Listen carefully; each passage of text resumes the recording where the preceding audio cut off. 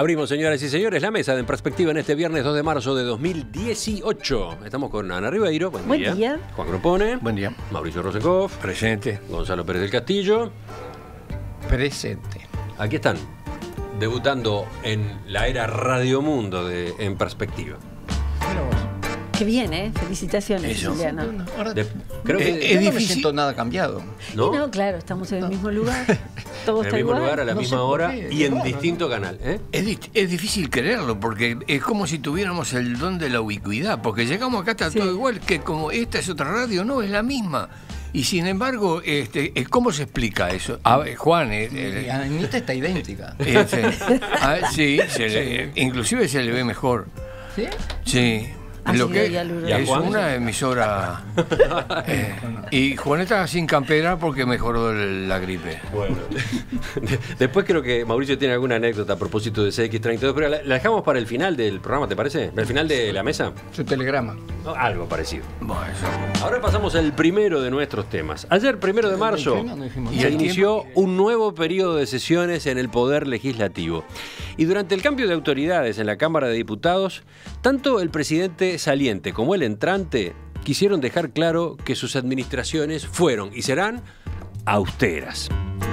El diputado frente amplista José Carlos Maía, que fue presidente de la Cámara hasta ayer, informó que durante su gestión se redujeron los gastos en viajes oficiales en un 8% respecto a 2016.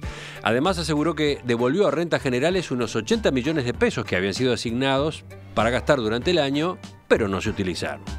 Por su lado, el diputado nacionalista Jorge Gandini, que asumió como nuevo presidente de la Cámara Baja, tomó una decisión allí sobre tablas, sobre pique, la agarró de sobrepique, dejó sin efecto el tradicional brindis que se realiza al comienzo de cada año legislativo, porque a su entender implicaba un gasto superfluo que podía ahorrarse.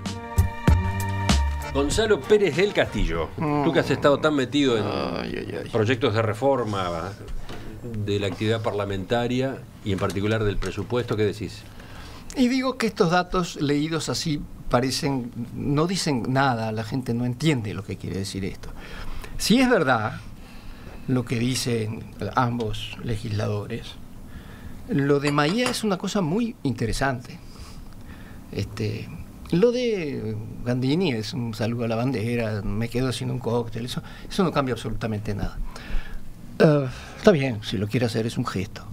Pero lo de Maía sí, 80 millones de pesos son casi 3 millones de dólares en un año. Es muy importante. Ahora, yo les tengo que dar unos datos. Cortaste la palabra. Es muy importante. Es muy importante. ¿Cómo? Es una cosa muy importante. Pero para eso hay que conocer algunos datos que yo les tengo que dar, porque si no, no quiere decir nada, ¿no? La cosa es así. El Parlamento costó en el año 2016 132 millones de dólares. ¿Tá? Es decir, en la Cámara de Diputados yo calculo que debe ser un poquito menos, un poquito más de la mitad de eso. Porque después está la Comisión Administrativa, que tenía en mi época más funcionarios que la Cámara de Diputados, y el Senado, que tiene menos.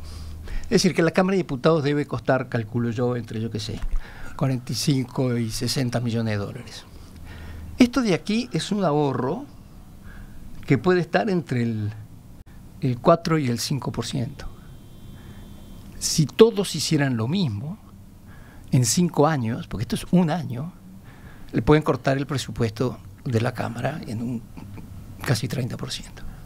Es muy importante. Y además es una cosa que hay que hacer. Y les voy a explicar por qué hay que hacerlo. De los 132 millones que cuesta el Parlamento, ayer estuve averiguando cuáles son las últimas cifras sobre cuánto cuestan los legisladores. Y los legisladores son así. Un diputado gana nominal 175 mil pesos por mes y un senador gana 220 mil pesos por mes. ¿Tá? Eso da más o menos que un diputado gana 70 mil dólares por año y un senador 93 mil. Si hacemos un promedio, claro que algunos son 3 veces más, así que hay que multiplicar 4 y sale 80 mil dólares por año. Y ahora fíjense bien lo que les voy a decir ahora, porque esto es fundamental. Si nosotros multiplicamos $80.000 por año por 130, ¿qué te da? 15 millones de dólares. Explica el 130, por si alguien está distraído. Porque son 130 legisladores, Ahora 99 diputados y 30. Y uno que vamos a poner 130 porque a veces el presidente no es legislador. 130 te da eso, 15 millones de dólares. ¿Y cuánto dijimos que costaba el Parlamento? 132 millones. Entonces, la pregunta que los uruguayos no se animan a hacerse es: ¿cómo es posible que los legisladores cuesten 15 millones? ¿En qué se gasta el resto? ¿Está? ¿Tanto café? No. ¿Qué te parece? Para servir a estos señores que se reúnen algunos días de la semana, algunos meses del año, porque no es que en el Parlamento se haga investigación sobre, yo qué sé, nada. Lo que hay que hacer es atender a estos señores que se reúnen esos días. Y en el resto se gastan 110 millones. Entonces, ¿qué fue lo que nos encontramos nosotros cuando entramos al Parlamento? No, es que esto es un tema vehemente, es como si le preguntáramos y extenso. Pero Emiliano, es como si le preguntáramos a que nos cuente la historia de América Latina. Digo, yo me pasé 2 años metido ahí adentro. Y fue una de las desilusiones más grandes de mi vida. Porque fue cuando yo entendí, finalmente, por qué el Uruguay era un país subdesarrollado. Por la forma en cómo se despilfarra el dinero allá adentro. ¿Entendés? Para mí fue un shock cultural volver al país después de 30 años, que me entregaran esa responsabilidad. Tuve, por suerte, un equipo de gente maravillosa. Hicimos un estudio a fondo y nos encontramos con esa barbaridad. Entonces no había nada, no había organigrama. Las gestiones que podían ser 3 pasos eran 27 pasos. Para darte una idea, la comisión administrativa, que fue una comisión formada cuando se fue a crear, cuando fue a edificarse el Palacio Legislativo, para que la Cámara de Diputados y la de Senadores, que ya en ese entonces no se hablaban, pudieran hacer algo juntos. Esa comisión tenía más de 600 funcionarios hoy día, y te digo lo que tiene 3 direcciones generales, 23 divisiones y 21 departamentos. ¿Qué hace esa gente? ¿Estamos? Entonces, hay preguntas acá que los legisladores, que son los responsables del control del gasto, no se quieren hacer. Entonces, tú me decís, esta gente hace esto, yo te digo, ¿sabes qué? Lo de Maya es importante, lo de Gandini es un saludo a la bandera. Los demás legisladores, si realmente quieren hablarme a mí de austeridad, me van a tener que empezar a explicar por qué rechazar nuestra propuesta de reforma. Jamás se me ocurrió que podríamos provocar semejante alegato de Gonzalo con este tema. Así te vas a aprender a tocar temas que a mí me interesan en la tertulia. Te va a pasar esto todas las veces que toques un tema que a mí me... ¿Con qué atención te escuchaban todos? Sí. Y con la intriga de, ¿y este cuándo para? ¿Cuándo termina? Bueno, yo antes que nada quiero pedirle excusas a Ana por lo que voy a decir, y es que después de la intervención de Gonzalo, la Ribeiro quedó en materia de tiempos a la altura de un poroto. Excelente la intervención, excelente, y además Mirá es muy importante. Mirando, Es muy importante, pero si nosotros nos aplaudiéramos entre todos, yo te hubiera aplaudido porque es un informe muy serio y sé que has trabajado mucho en eso. Yo voy a agarrar otro aspecto del asunto. El otro aspecto del asunto, que fue un día muy lindo para la ciudadanía, para la República y para el cambio que se produce después de la gestión de Maya, donde tuvo esos logros de economía financiera muy importantes, y los que anuncia Gandini. Pero me parece que es un hecho muy importante el discurso de Gandini, donde plantea algo en lo que me adhiero totalmente, y es que dice que hay en este momento desconformidad, pero la desconformidad es con todos. Tenemos que aproximarnos a los desconformes para entender qué es lo que dicen, pero que por encima de las cosas él dice, y levanta el tono de voz, que está muy orgulloso de ser político. Es decir, que reivindicar el carácter de político, la honestidad de los políticos, por encima de una minoría que de pronto hace lo que no debe, me parece que es un gesto muy importante. Y es muy importante que venga de Gandini, porque está asumiendo la titularidad de la presidencia de la Cámara de Diputados que ocupara el Toba Gutiérrez Ruiz en los días que se da el golpe de Estado y luego es asesinado en Buenos Aires. ¿Y por qué marcas ese vínculo? Claro, la Cámara fue presidida por Gutiérrez Ruiz. Sí, vinculo porque pienso que en el fuero íntimo de Gandini debe de pesar emotivamente por sus el raíces, hacerse... por sus raíces. Claro, porque además pertenece a un grupo que se define wilsonista, Claro. y era, digamos, el hombre de apoyo y de confianza en la Cámara de Diputados que tenía Wilson, era precisamente el Toba Gutiérrez Ruiz. Por eso pienso que al asumir eso tiene que haber estado presente en su corazón. ¿Y ahora a quién le doy la palabra? A mí. Juan siempre para el final, porque nos da vuelta todo. Bueno. Yo todavía no terminé. Ana, vamos contigo.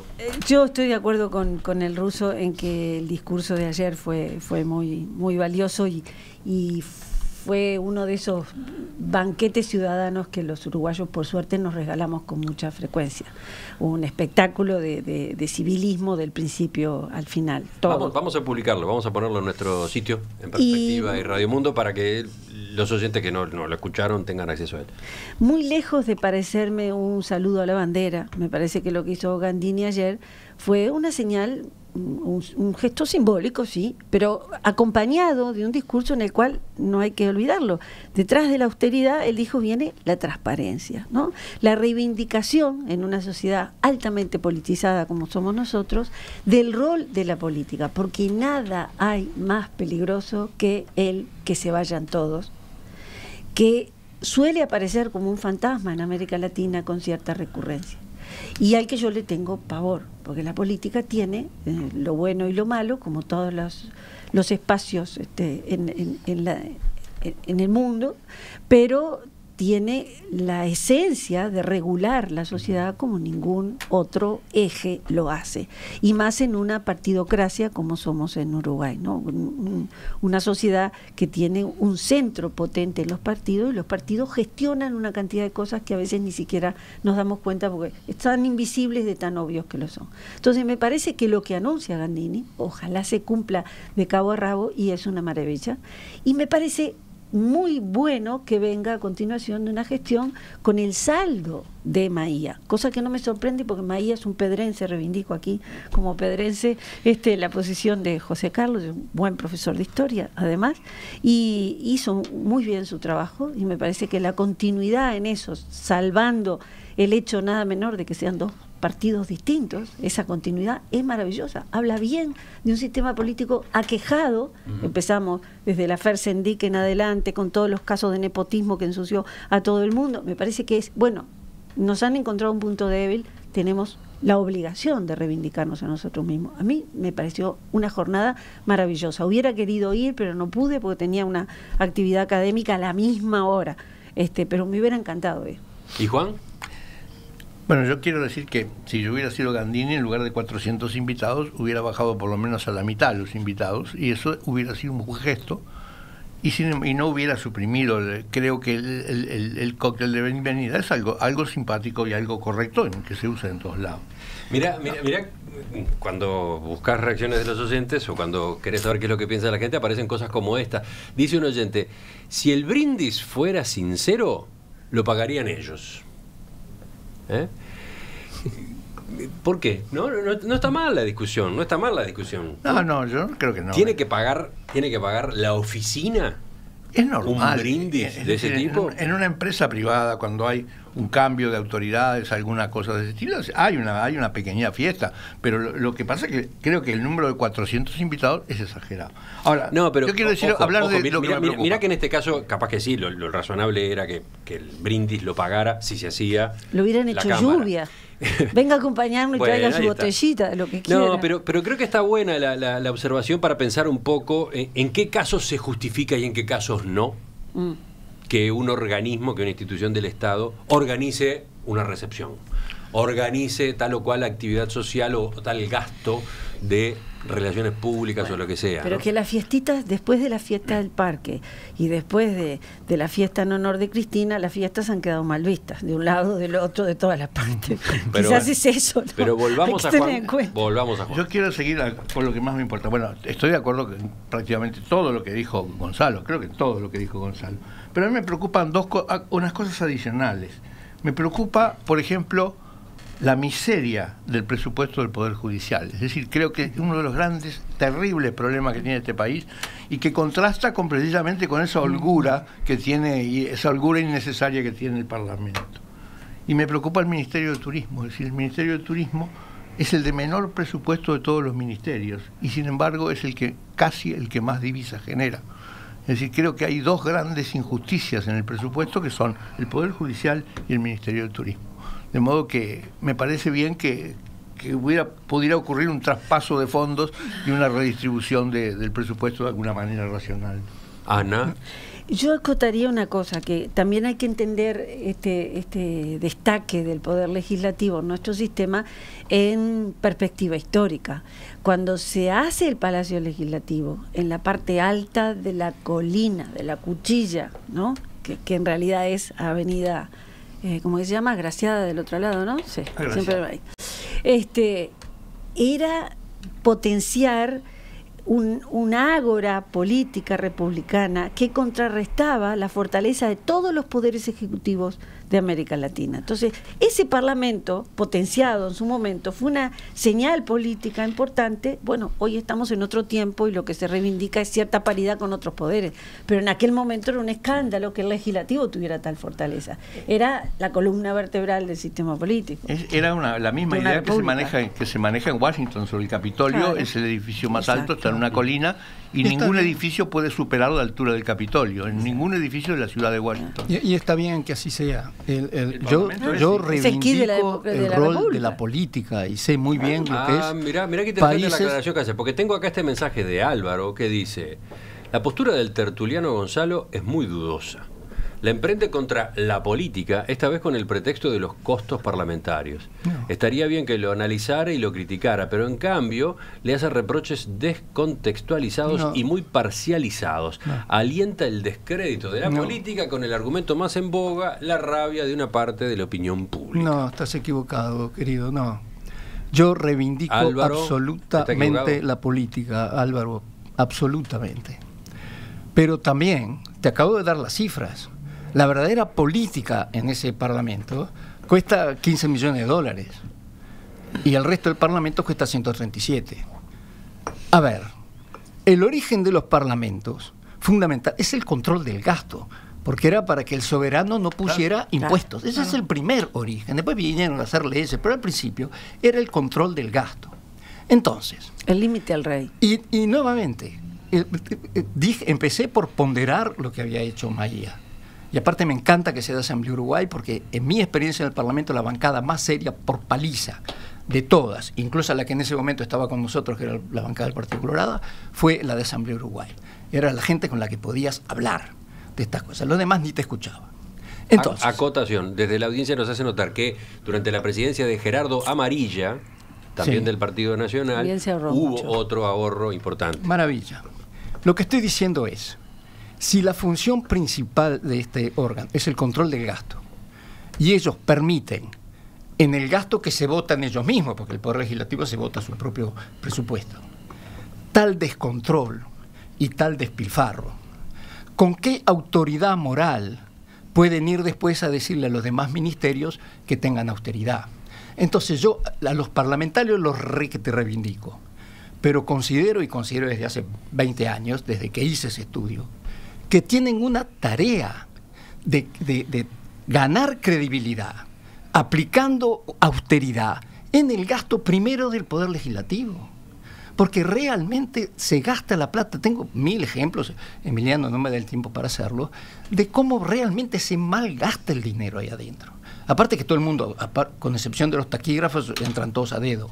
Ahí, que ya que estamos hablando de familiares y nepotismo, en el Parlamento es el lugar donde todo el mundo entra a dedo.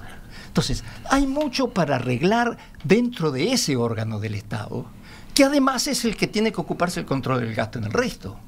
Entonces yo le exijo mucho. Esto no quiere decir que yo esté en contra de la política, al contrario. Lo que estoy diciendo, esos políticos cuestan muy poco. Y después se gasta todo esto en una forma que descontrolada. Creo que es una vieja investigación que tiene Gonzalo y ha sido un momento excelente para exponerlo, pero el tono de la transmisión de ayer no estaba centrado en los ahorros en la economía legislativa. Creo que pasaron y se dijeron cosas muy importantes de parte de un exponente de la oposición más numerosa y activa, que entre otras cosas dijo, no hay que polarizar las discusiones porque nadie tiene toda la verdad en sus manos. Es decir, que es una especie de aceite sobre aguas tormentosas que han caracterizado este año en cuanto a polémicas dentro del Parlamento, y parece que es una voz sensata que no guarda ni un reproche ni una queja, inclusive que quejas podría tener porque pudo ser el candidato intendente del Partido Nacional y la calle Pou lo vetó. Entonces podía tener por ese lado inclusive hasta alguna resistencia. Abre una perspectiva muy interesante porque es el representante de un sector del Partido Nacional que todavía no ha definido candidatos, salvo Larrañaga, el grupo al que pertenece Gandini, y están los intendentes que no tendrán representación parlamentaria, pero que tienen un peso muy grande. Y el hablar en ese tono y establecer la primacía de los puentes y el entendimiento con los que critican a la política o a los políticos, reivindica que los políticos también son otra cosa, y digamos que es un buen camino que marca desde la presidencia de diputados para entrar a andar. No, eso es puro humo. No, yo creo que no tenemos derecho, Russo, de veras, no tenemos derecho a que nos vendan humo de esa manera, y nosotros, por lo menos en esta tertulia, en que no tenemos compromiso. Nosotros somos libres de decir la verdad, no tenemos compromiso con el Estado, no estamos contratados por nadie. ¿Dónde está el humo que se vende? No están vendiendo ¿Quién? Los políticos. La sociedad les está reclamando a todos los políticos de que sean más austeros en el gasto público, y tienen razón de hacerlo. Y la gente que está en el Parlamento tiene un compromiso de reducir el costo excesivo de ese Parlamento, y nosotros lo tenemos que decir claramente, que no nos digan, acá me quedé sin un cóctel, me dejé sin no nos pueden seguir vendiendo, tienen que hacer cosas concretas, decir, mira, a ver cómo está, qué estructura tiene esto, cuántos directores tenemos, cuántos departamentos, inútiles, y hacer algo concreto, que la gente se dé cuenta que están en serio, y cuando hayan hecho eso en el Poder Legislativo, entonces tendrán la autoridad moral para exigírselo al Poder Ejecutivo. Y que no nos vendan más humo, porque esto es humo, Russo. Por favor. Los tiene a todos alelados. Pero, oíme, ¿se confirmó lo de tu candidatura? Sí. Porque después de esto te digo... Ya estoy. ¿Y Mieres para qué sector va? No, olvidémonos. Contá con tus dedos. Es que es para qué lo hago. Se ha convertido en el vengador público. Para completar esta visión ácida que está planteando Gonzalo, me llega un correo electrónico que después lo vamos a revisar y podemos publicar estos datos. Alberto, que conoce mucho de números de presupuesto, etcétera, dice esto: siempre hubo economías en el Parlamento. ¿Por qué? Porque se autovotan un presupuesto inflado. Véase la economía del año 2016. Me pasa allí el cuadro correspondiente. No es mérito devolver lo que no se gastó, porque siempre se hizo así. El Poder Legislativo recibe su 12º y no se gasta todo, agrega. Sí, bueno. En perspectiva, periodismo para la era digital.